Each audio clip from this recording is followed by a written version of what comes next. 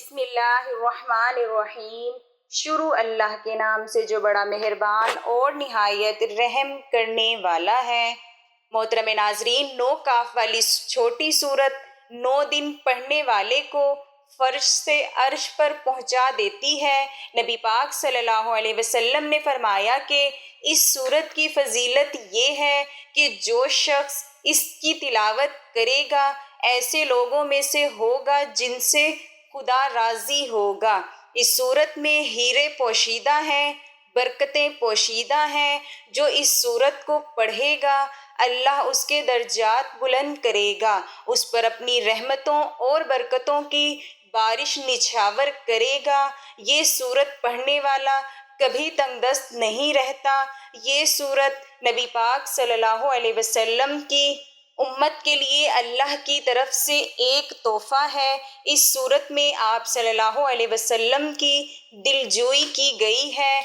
آپ صلی اللہ علیہ وسلم کو مخاطب کر کے فرمایا گیا ہے کہ اللہ نہ تو آپ سے ناراض ہوا ہے اور نہ ہی اس نے آپ کو تنہا چھوڑ دیا ہے، بلکہ اللہ تو مسلسل آپ صلی اللہ علیہ وسلم کے درجات بلند فرما رہا ہے اور عنقریب آپ صلی اللہ علیہ وسلم کو وہ کچھ عطا فرمائے گا کہ آپ خوش ہو جائیں گے۔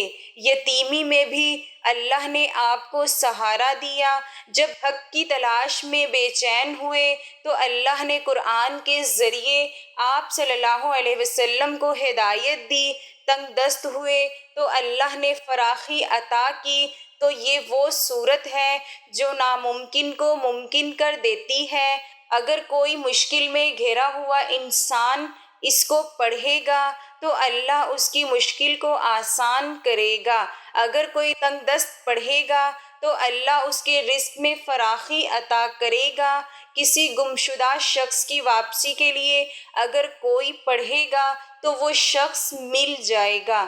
قید سے رہائی کے لیے پڑھے گا تو رہائی ملے گی۔ اٹکے ہوئے کوئی کام حل ہو جائیں گے۔ اس سورت کو ایک بار لازمی پڑھیں۔ تو یہ سورت سورۃ ضحیٰ ہے۔ یہ 30ویں پارے کی چھوٹی سی سورت ہے۔ نبی پاک صلی اللہ علیہ وسلم کی حیات طیبہ میں ایک موقع ایسا آیا ہے کہ 3 سال کے لیے اللہ تعالیٰ نے ہر قسم کا کلام اور وحی منقطع کر دی۔ اس دوران اللہ کے حضور صلی اللہ علیہ وسلم سے نہ کلام ہوا اور نہ اللہ نے جواب دیا اور نہ کوئی وحی آئی۔ حضور صلی اللہ علیہ وسلم نے 40 سال کی عمر میں اعلان نبوت کیا اور پھر قرآن نازل ہونا شروع ہوا۔ قرآن کو اترنے میں 23 سال لگ گئے۔ ان میں سے 3 سال وحی کا جو سلسلہ منقطع رہا ہے۔ ان 3 سالوں کے بارے میں مختلف احادیث اور روایات میں آیا ہے کہ نبی پاک صلی اللہ علیہ وسلم پر سخت پریشانی کا عالم تھا، کیونکہ ان 3 سال کے دوران اللہ کی طرف سے حضور صلی اللہ علیہ وسلم پر نہ کوئی وحی نازل ہوئی اور نہ ہی آپ صلی اللہ علیہ وسلم کا اللہ سے رابطہ ہوا۔ ایک عام آدمی کا تو زندگی بھر اللہ سے کوئی رابطہ نہیں ہوتا، کیونکہ وہ آدمی صرف دنیا میں آتا ہے اور چلا جاتا ہے، لیکن آپ ایسی شخصیت کا تصور کریں کہ جس کے اندر طفل نوری بھی ہو، جیسا توفیق الہی بھی۔ طفل نوری ہونے سے مراد یہ ہے کہ سلطان حق باہو نے طفل نوری کے بلبوتے پر فرمایا تھا کہ جب میں چاہوں اللہ کا دیدار کر لوں۔ اب حضور صلی اللہ علیہ وسلم کی کیا شان ہوگی کہ آپ صلی اللہ علیہ وسلم کے اندر بھی طفل نوری ہونے پر آپ صلی اللہ علیہ وسلم جب چاہیں اللہ کا دیدار کر لیں، اور اگر دیدار کر سکتے ہیں تو بات چیت بھی ہو سکتی ہے، لیکن وہ 3 سال کا عرصہ ایسا ہے کہ جس میں نہ جیسا توفیق الہی کی طرف سے کوئی مراقبہ لگا ہے اور نہ طفل نوری کے ذریعے دیدار گفتگو ہوئی ہے۔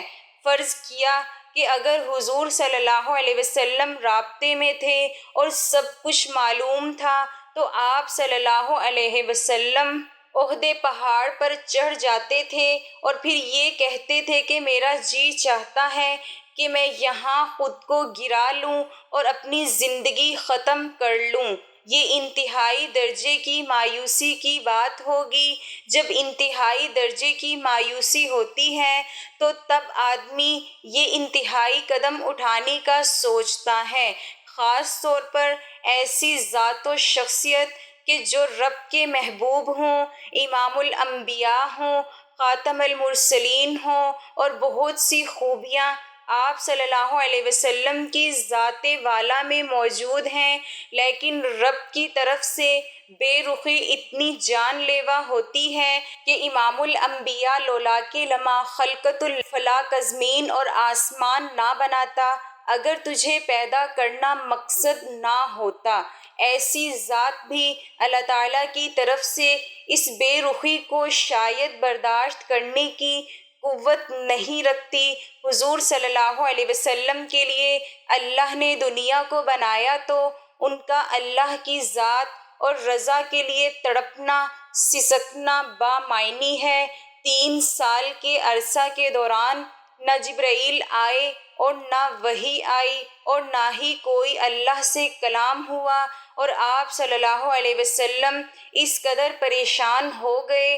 ہمارے پاس تو صحیح الفاظ بھی نہیں ہیں کہ جو آپ صلی اللہ علیہ وسلم کی کیفیت ان 3 سالوں میں گزری ہے اس کیفیت کو الفاظوں میں بیان کر سکیں، لیکن وہ جو 3 سال کا عرصہ گزرا ہے اور ان 3 سالوں میں بسا اوقات نبی پاک صلی اللہ علیہ وسلم جب احد پہاڑ پر چڑھ جاتے اور ارادہ کرتے کہ میں اپنے آپ کو ختم کر لوں، تو اس طرح کی سوچ اسی وقت پیدا کرتی ہے کہ جب ہم چاروں طرف سے ایک بے یار و مددگاری کا شکار ہوں، ایک ایسی غیر یقینی کیفیت کہ جس میں انسان کو اپنی بے مائگی کا مکمل احساس ہو۔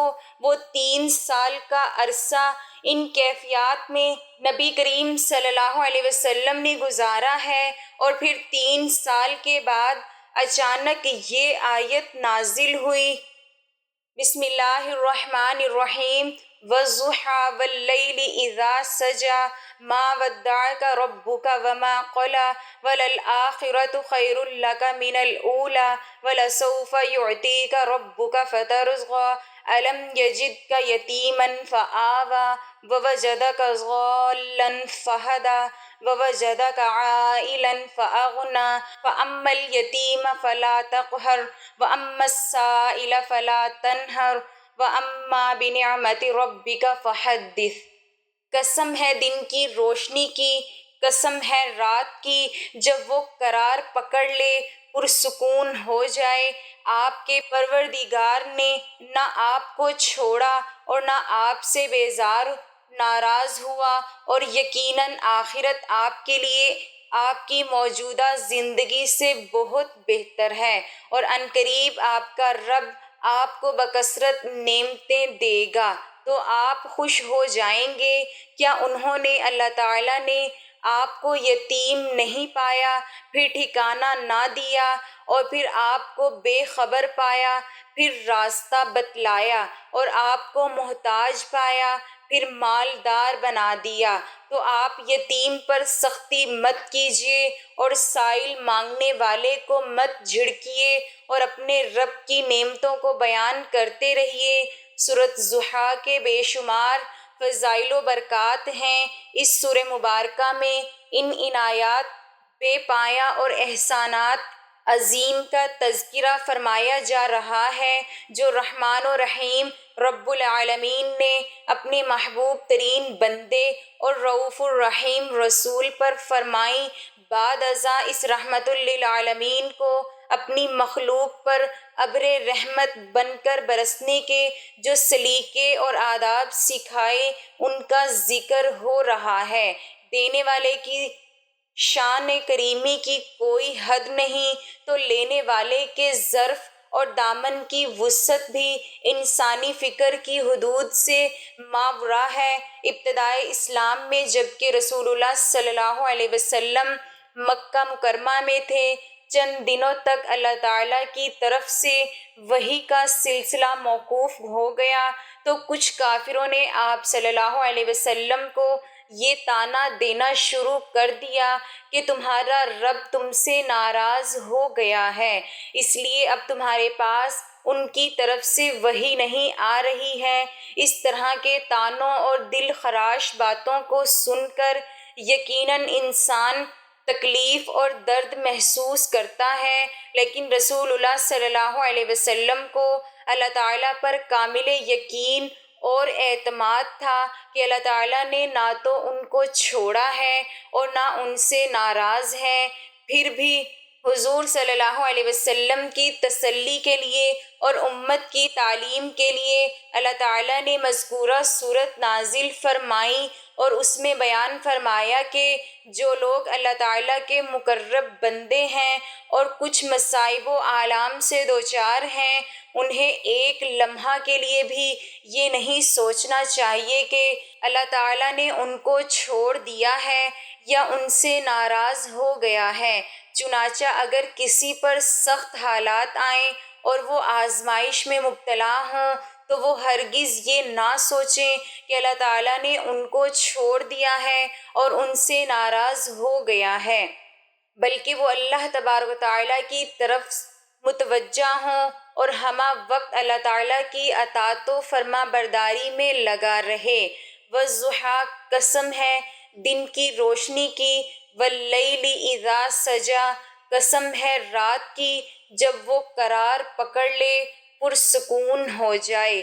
ما ودعک ربک وما قلی، آپ کے پروردگار نے نہ آپ کو چھوڑا نہ آپ سے بیزار ناراض ہوا۔ اس صورت میں اللہ تعالیٰ نے دن کی روشنی پر اور رات پر قسم کھائی جبکہ وہ پرسکون ہو جائے۔ اس میں یہ بیان کیا گیا ہے کہ انسان پر مختلف حالات آئیں گے، جس طرح رات کی ظلمت اور تاریکی کے بعد دن کی روشنی آتی ہے، اسی طرح سختی اور پریشانی کے بعد آسانی آئے گی۔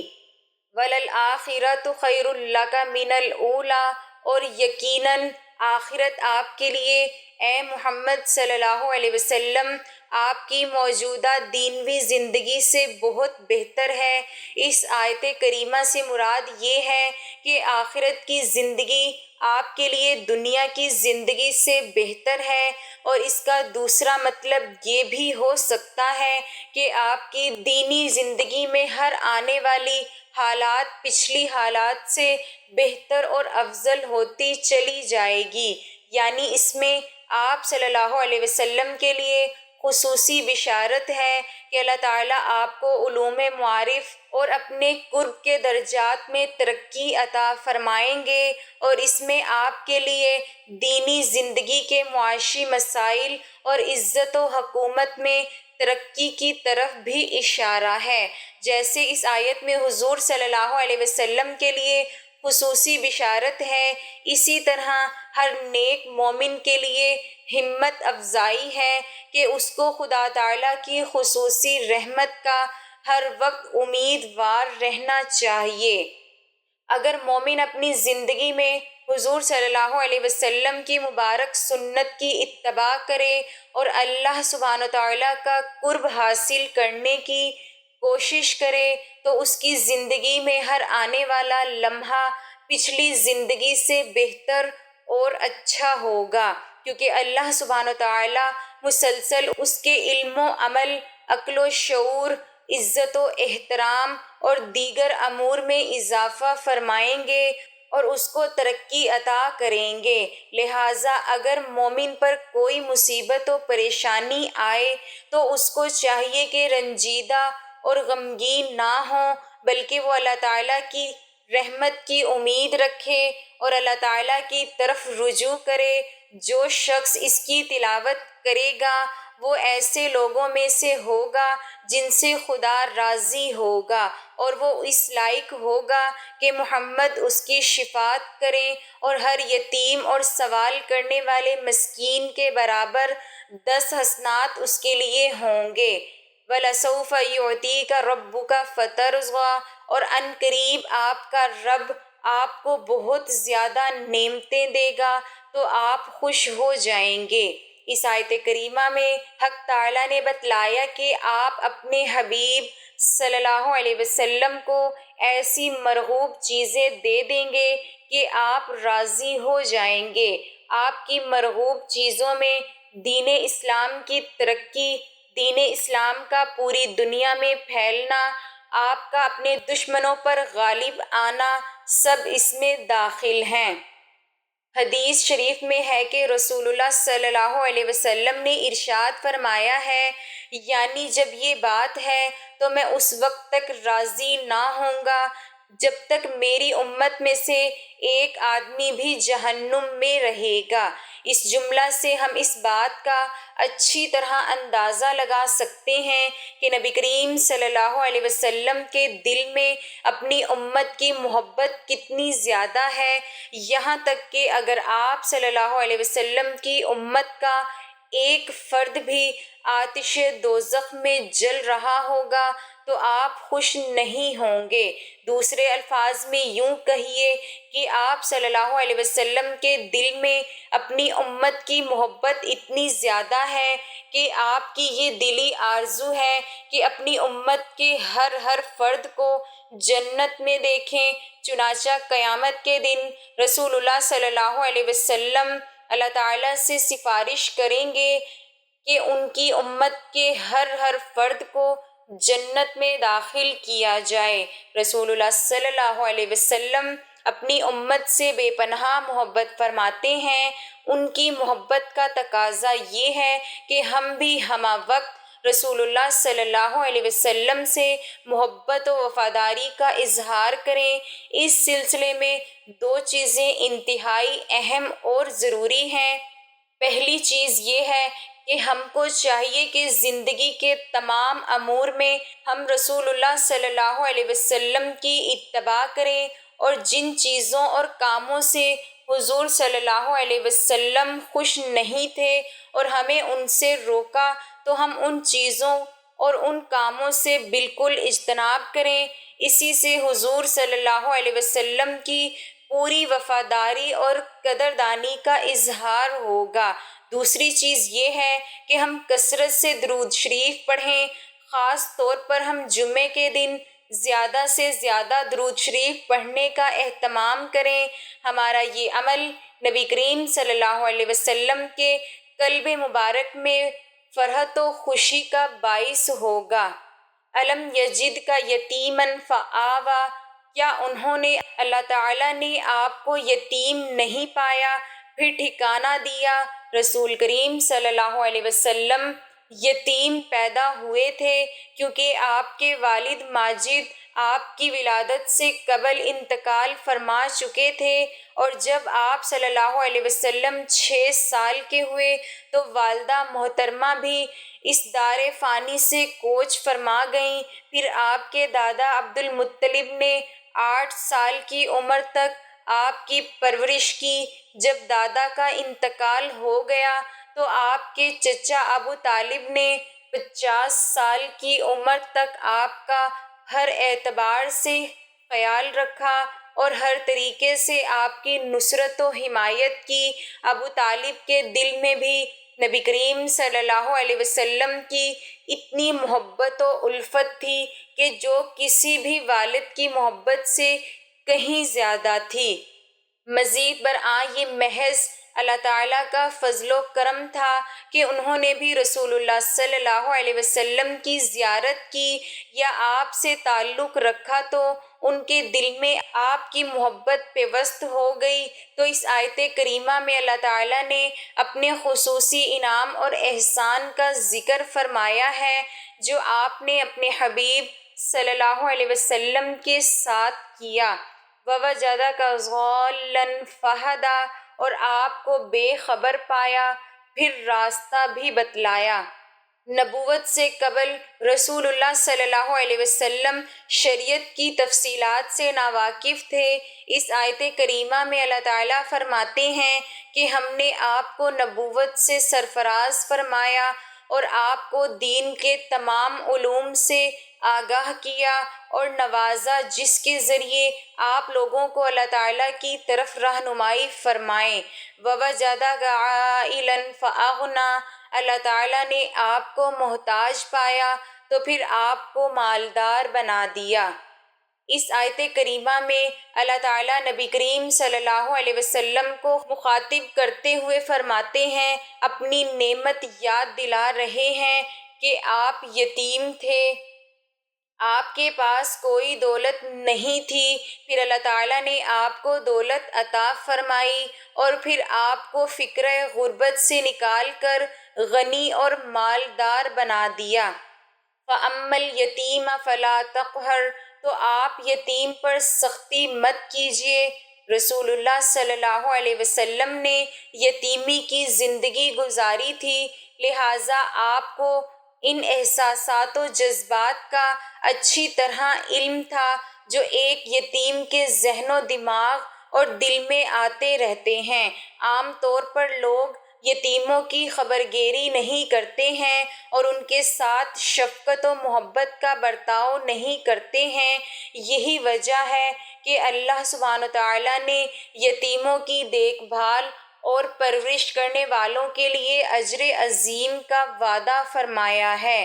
ایک حدیث شریف میں وارد ہے کہ مسلمانوں کے گھروں میں سے بہترین گھر وہ ہے جس میں یتیم بچہ ہو اور اس کے ساتھ اچھا سلوک برتاؤ کیا جائے، اور مسلمانوں کے گھروں میں سے بدترین گھر وہ ہے جس میں یتیم بچہ ہو اور اس کے ساتھ بدسلوکی کی جائے۔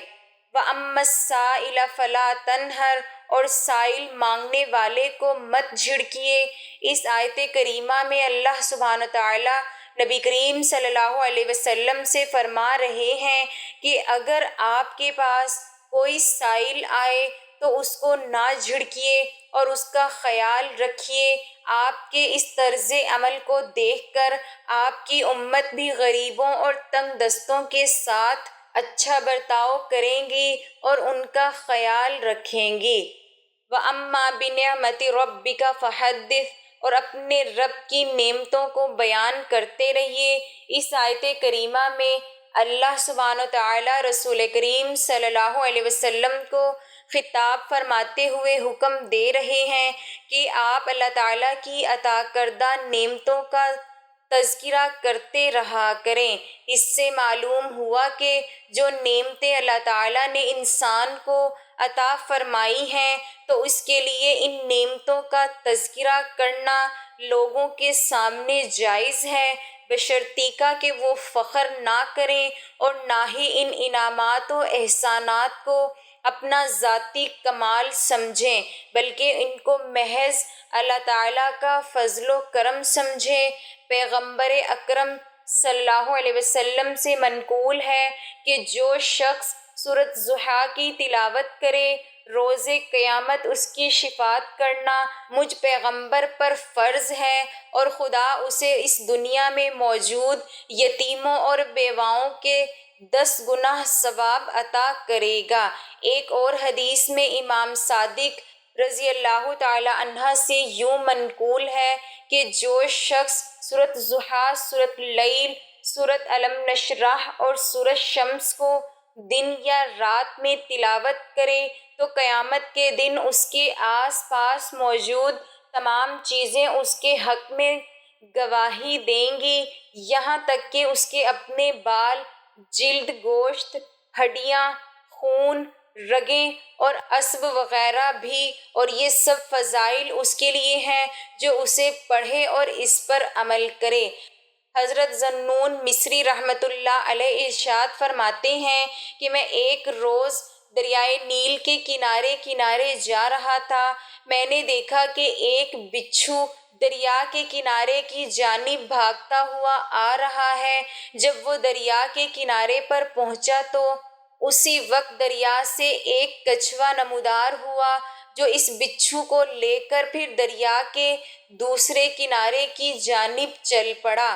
حضرت ذنون فرماتے ہیں کہ مجھے بھی پھر شوق پیدا ہوا کہ میں دیکھوں کہ یہ بچھو اور کچھوا کہاں جاتے ہیں اور کیا کرتے ہیں؟ چنانچہ میں ایک کشتی پر سوار ہوا، ان کے پیچھے پیچھے ہو لیا۔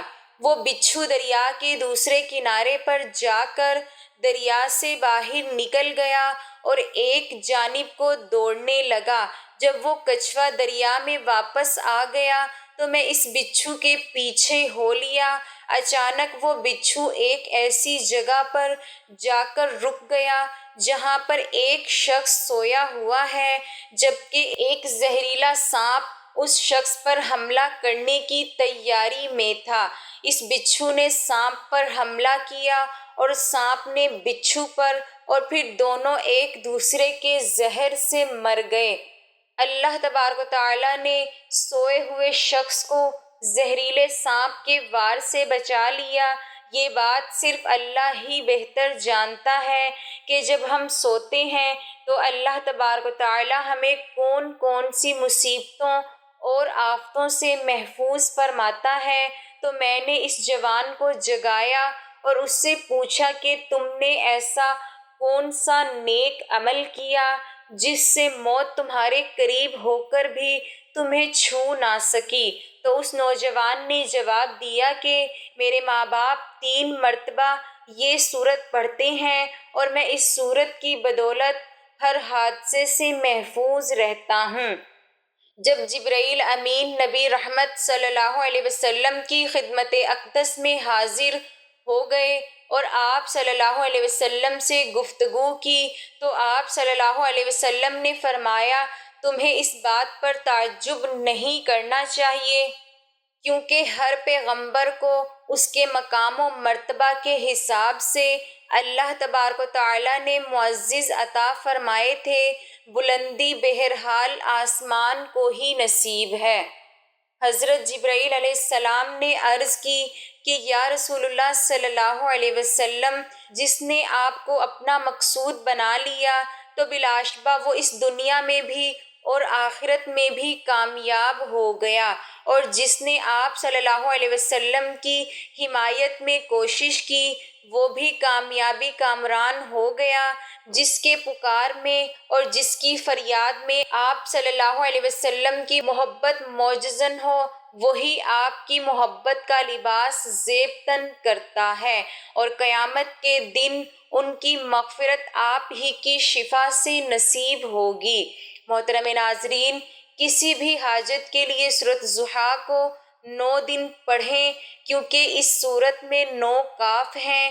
اس سورت کو جب بھی پڑھیں 9 بار آپ نے یا کریمو یا کریمو یا کریمو اللہ کا یہ نام پڑھنا ہے۔ جب آپ اس طرح اس عمل کو کریں گے تو اس سورت کو پڑھیں گے تو انشاءاللہ 9 دن کے اندر ہی جس مقصد کے لیے، جس حاجات کے لیے پڑھیں گے، آپ کا وہ مقصد، وہ حاجت پوری ہوگی۔ اس سورت کو کسی بھی حاجت کے لیے لازمی پڑھیں۔ ناظرین، گزارش ہے کہ اللہ تعالیٰ کے 99 ناموں میں سے کوئی ایک نام لکھ کر کمنٹس میں ضرور شیئر کریں۔ اللہ تعالیٰ ہم سب کا حامی و ناصر ہو، آمین۔ جزاک اللہ۔